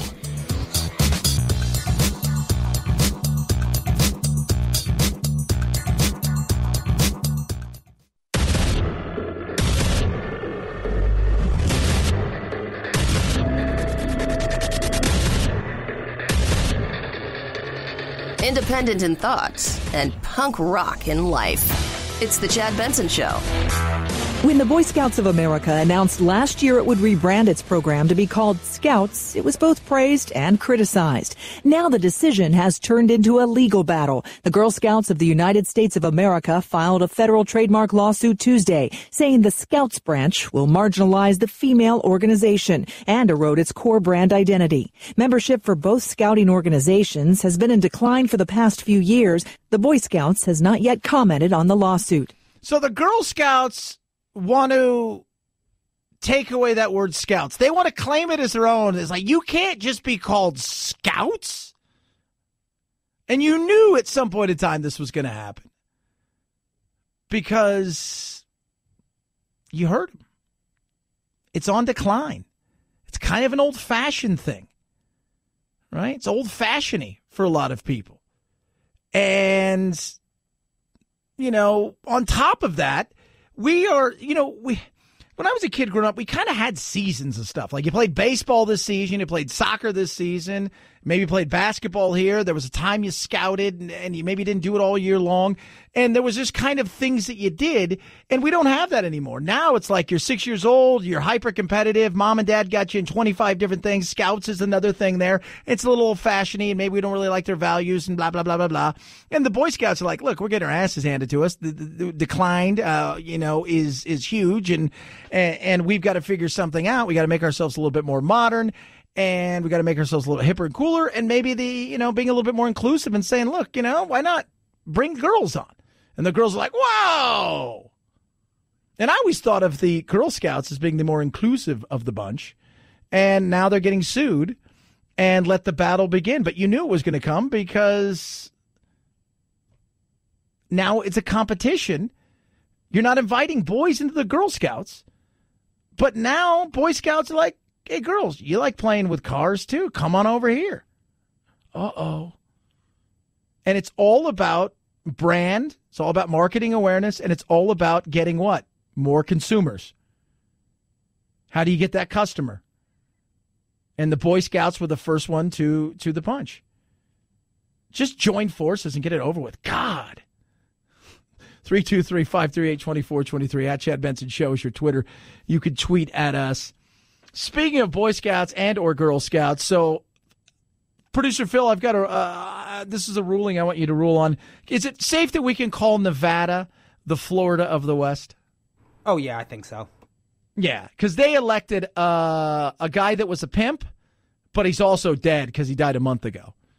By 7,000 votes, he's going to get an assembly seat in Nevada, which means, and he crushed it too. He just destroyed, I think Lisa Romanoff was her name, just absolutely crushed. Dennis Hoff just crushed her. He got in one more crushing, if you will. Chad, it's wrong. I don't like you now. You're a jerk. So now what happens is they get to appoint a Republican to take his seat. But how do you feel if you wake up today? So you wake up today and you're this Lisa Romanoff girl, lady, woman, whatever. I don't know. Whatever pronoun anybody wants to use. And you got beat by a dead pimp. Which, if you just turn on the radio and you heard that, you're like, what? Wait, what? Turn it up. You lost a race to a guy that ran the Bunny Ranch, was on HBO, was a modern pimp, and he beat you. Oh, and by the way, he died 5 weeks ago. You couldn't even make up ground. That's just got to just... Who's your campaign manager? I don't know, but they're not very good. Do you put that on the resume? I'm not going to put this one on the resume. 323-538-2423 at Chad Benson Show is your Twitter. You can tweet at us. Got a poll question up today, and you can check it out on the old tweeter there. And it's about last night. Obviously, something happened last night. So what's going to happen now with Trump and the Dems in the House? 15% you say lots of investigations. 4% say Trump will work with them. 31% say gridlock. 50% you say all of the above. And I think it's a little bit. I think there'll be a few investigations. I think what they really want to do, because smarter, calmer, cooler heads prevail. They understand that there's nothing really there as far as that the Russia thing goes. So I don't think they're going to push too much on that. They want the tax returns for whatever reason. And he's president and he's going to fight it. And he talked about that today. I think he will work with them, or at least try to. And I think what he's going to try to do is he's going to throw a lot of stuff out there. Like, hey, we're going to give him path to citizenship. We're going to do all of these kind of things. He's going to throw stuff out there that if they turn away from it, it's going to make him look like, Rrr. And I think there'll be gridlock, but I think there's gridlock anyways. So we'll see what happens. Take the poll at Chad Benson Show. Trump today spoke, and it was interesting. He talked about a lot of different things. But what everybody's going to be talking about from his 90-plus minute press conference is the, how should we say this? The little argument that took place between President Trump and one Jim Acosta, and it seemed to start out somewhat okay. There are many things we can get along on without a lot of trouble that we agree very much with them and they agree with us. I would like to see bipartisanship. I'd like to see unity. And I think we have a very good chance of, and maybe not on everything, but I think we have a very good chance of seeing that. Go ahead. Yeah. So it starts out and it seems okay, right? When he wasn't taking questions, you're like, oh, he said, look, if we're going to investigate the hell out of me, we'll investigate the hell out of them. If that's the way we're going to do, then we'll just play this game all day long. And then Jim Acosta. Now, Trump has said some stuff about him that I don't like, and I didn't agree with some of this today. But what people don't want to also realize, and what other press members are saying, is Jim enjoys being the antagonist at time. He enjoys being the person who's kind of the foil to the president and that back and forth. And he likes kind of the stuff that's going on. And he enjoys the limelight a little bit. And I don't think all of them are too happy about it. Here we go. If you don't mind, Mr. President, that this caravan was an invasion. As you know, Mr. President, I consider it to be an invasion. As you know, Mr. President, the caravan was not an invasion. It's a group of migrants moving up from Central America towards the border with the U.S. Thank you for telling me that. Why did you characterize it as such? Because I consider it an invasion. You and I have a difference of opinion. But do you think that you demonized immigrants in not this election not to try to keep them? I want them to come into the country, but they have to come in legally. All right, so, okay, that's fair. He wants them to come in the country, wants to do it illegally, blah, blah, blah, blah, blah, but Jim Acosta's not finished. And Jim wasn't there to ask a question. He was there to start something and then get into an argument and have a debate. I want it to be a process, and I want people to come in, and we need the people. Your campaign. Wait.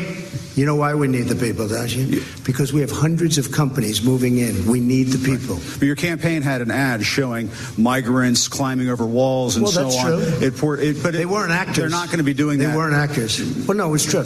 Do you think they were actors? They weren't actors. They didn't come from Hollywood. They're hundreds of miles away, though. They're hundreds and hundreds of miles away. That's not an invasion. Honestly, I think you should let me run the country. You run CNN. All right. And if you did it well, your ratings would be much better. If I may. Okay, so now it's starting to get low. But Jim's not giving up the microphone. He is not giving up the microphone. And he's continuing to go on. And there's several other press people standing up. Guy from ABC standing next to him. They're standing up, and they got their hands. Some of them have their hands in the air, and they want to, they want to ask their question. And he's kind of answered it somewhat, but this isn't really going anywhere. And then this is when it gets a little salacious and juicy. And Trump, at this point in time, you can tell. At one time, he walks away from the podium. He's like, I'm out. He just kind of walks away from the podium, like he dropped the microphone kind of thing. And then Trump just goes Trumpian. That's enough. That's enough. Mr. President, that's enough. I was going to ask one of the other folks. That's enough. Pardon me, ma'am. Mr. President, that's enough. Mr. President, I had one other question, if I may ask, on the Russia investigation. Are you concerned that you may have? I'm not concerned about anything with the Russian investigation because it's a hoax. That's enough. Put down the mic. Mr. President, are you worried about indictments coming down in this investigation? I'll tell you what, CNN should be ashamed of itself having you working for them. You are a rude, terrible person. You shouldn't be working for CNN. Now, I don't like the way he handled that part of it, but at the same time, is Jim Acosta, doesn't he have some culpability in this? Because he's asked two questions, now he wants a third, and there's like 100 press people in the room, and he wants to be the only one that gets to ask the kind of question, and he puts himself in these situations. He enjoys it. I don't care what anybody says. I live in a world of media all day long.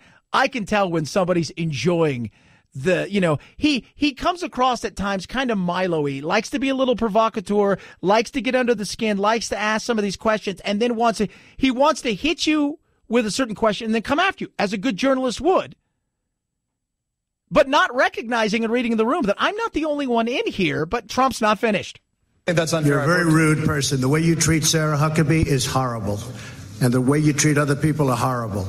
You shouldn't treat people that way. Go ahead. Go ahead, Peter. Go ahead. In Jim's defense, I've traveled with him and watched him. He's a diligent reporter who busts. Well, I'm not a big fan of yours either. So I understand. To be honest. So let me ask you a question, if I can. You repeatedly said you aren't the best, Mr. President. You repeatedly over the course. Okay, just sit down, please. When you report fake news, when you report fake news, which CNN does a lot, you are the enemy of the people. I don't think that the enemy of people, and it drives me crazy when he says stuff like this. This is where I call Trump out on the mat. I find that stuff to be asinine, stupid, and childish, and I know it plays well with his base, and that's great. Whatever, is what it is. He's not going to change that. But at some point in time, I'd like to see some grown-ups answer a few of the questions and say, we've given you your opportunity at questions, And that's enough. And then go on to somebody else. But you have to be quick, and they're all scream over each other. But you could hear it even then. Jim's still trying to ask questions and participate in something when it has moved on to somebody else. I get the frustration. Trump acts like a child at times, and at times he is absolutely a spoiled child, and it drives me crazy. But CNN and Jim Acosta in particular, they battle it. And I do believe Jim enjoys a lot of this. And with all that took place yesterday, what are people going to be talking about throughout the afternoon? I've seen it all day today. They're talking about this. 323-538-2423 at Chad Benson Show is your Twitter. You could tweet at us. I love hearing from you guys. Somebody just texted in something about the Girl Scouts, because we talked about the lawsuit that is happening with the Girl Scouts suing the Boy Scouts because they're using the name Scouts now and they don't want them. It's ridiculous. The biggest problem with the Girl Scouts was the lack of change. Camping and outdoor activities aren't a priority in Girl Scouts, and a lot of girls want to do these things with their brothers. Girl Scout troops would get in trouble for teaching girls how to use knives and axes in camping. And part of that's very real. Very, very real. So you've got to be modern. So we'll see what happens. We have breaking news, by the way. Jeff Sessions has resigned at Trump's request following months of speculations. And he is out. He is leaving. Apparently, Trump has said enough is enough. And Trump said there was going to be some cabinet changes today. And that seems to be the first one. Trump has, they've just put out that Jeff Sessions is no longer the attorney general. He has resigned. 323-538-2423 at Chad Benson Show is your Twitter. Hey, maybe we can get Jeff some flowers as a going away present. 1-800-Flowers.com. You ready for this? It's amazing. Got a little bit of autumn love for you here. Some autumn roses. Beautiful bouquet. This is what you're going to get. Shades of red, yellow, and orange. I think we all know I love the orange, right? It's incredible. It really is. Guys like to get flowers too, people. I want you guys to understand it. Guys like to get flowers too. So this is what they're doing for you over there. And maybe we'll get Jeff Sessions some of these. 36 for 30. 36 autumn roses for $36. That's $1 a rose. They're picked at their peak, shipped overnight. They're insured to be fresh. Are you ready for that? Heck yeah, you are. So you want this? For a bouquet guaranteed to make her smile or anyone smile, choose 1-800-Flowers. It's that simple. 36 roses, autumn roses. They're orange. Gotta love that. $36. 1-800-Flowers.com. Click on the radio icon. When you do, enter code Benson, B-E-N-S-O-N. That's 1-800-Flowers.com, code Benson. 1-800-Flowers.com, code Benson. At Chad Benson Shows your Twitter, C-H-A-D-B-E-N-S-O-N. It is the Chad Benson Show.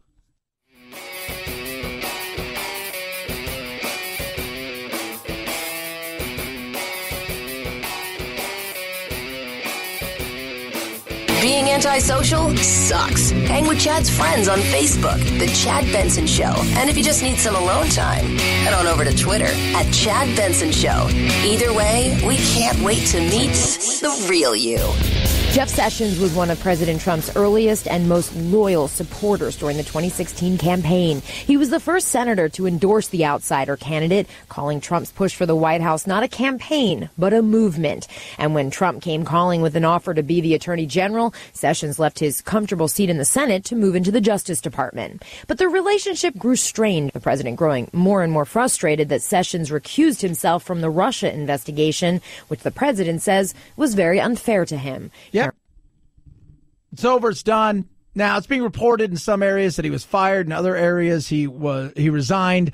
At the request of the president, he has turned in his resignation. Meaning, look, this is happening. Now, we could do it two ways. You could stand here and I could go, you're fired. Which, with Trump, you might want, because of the whole show thing, I'd like you to do it. Or you can resign. But it's happening. Whatever way you want to do it, I'm okay with. That's kind of what Trump did. So he's out. Now it's going to be interesting to see which way Trump goes, how this happens. But here's the thing. They're going to argue this. They're going to talk about this. They're going to talk about Russia. All of this stuff they're going to do today. You know what Trump just did? He changed the entire news cycle today. Instead of all of the blue and the House and the whole 9 yards, the thunder was stolen. He went and said, look at me. Look over here. What do you got going on? I'm right here. Look at this. This is what's happening. He changed the news cycle, and he did it like that. And you knew that at some point in time this was going to. I thought they would get through the. I thought they would probably get through the first of the year and the Mueller investigation. But even if the Mueller investigation didn't finish at the first of the year, I thought he was gone. To do it the day after, it's such a news cycle thing. And he changed the news cycle. What's on TV now? On all of it? Jeff Sessions, Jeff Sessions, Jeff Sessions, Jeff Sessions, Jeff Sessions. Changed the news cycle. Stroke of mini genius in a weird way that he did that. But you always knew it was coming. And they had he's been pissed ever since he recused himself, and he didn't give Mueller parameters. I think he could have stuck it out had he given parameters and said, look, this is what you can do. Here's the investigation. And instead, Mueller got to do whatever he wanted to do, which when you don't put any kind of restriction on anything, they're going to go as far as they possibly can. And we've seen a lot of that, and there's been a lot of frustration. Yesterday, there were a lot of people in America on both sides of the aisle who were frustrated at how long this thing's taken and felt that it's time for this thing to wrap up, which I think it's going to wrap up sooner rather than later. But still, Jeff Sessions out. 323-538-2423 at Chad Benson Show is your Twitter. Here's your useless fact of the day, and some of you are going to try this, so I'll let you go and try it, though. If you start with 0.01 and you double that every day, after 27 days, you would be a millionaire. Huh? Think about it for a second, kids. What? At Chad Benson Show's your Twitter, ChadBenson. We got you over the hump, kids, as we always do. Have a great rest of your day. Night, night, Jack.